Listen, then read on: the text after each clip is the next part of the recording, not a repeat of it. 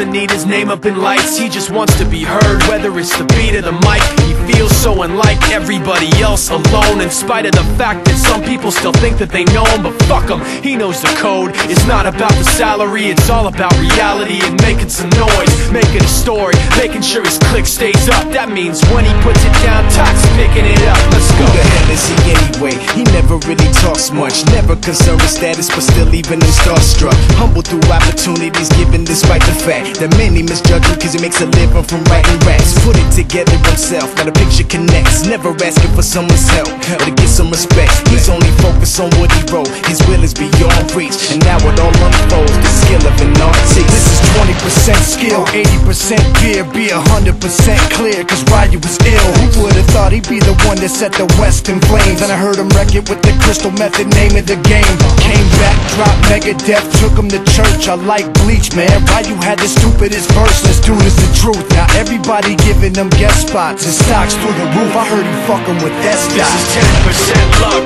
20% skill, 15% concentrated power of will, 5% pleasure, 50% pain, and 100% reason to remember the name. They call him Ryu, he's sick and he's spitting fire. And Mike got him out the dryer, he's hot. Found him in Fort Minor with top, but a fucking nihilist porcupine. He's a prick, he's a cop. The type women wanna be within rappers, hope he gets shot. 8 years in the making, patiently waiting to blow. Now the record with your notice taking over the globe. He's got a partner in crime, his shit is equally dope. You won't believe the kind of shit that comes out of this kid's throat.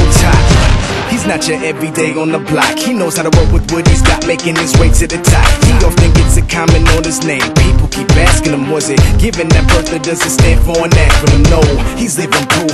Let him rock in the booth. He'll get you buzzing quicker than a shot of vodka with juice.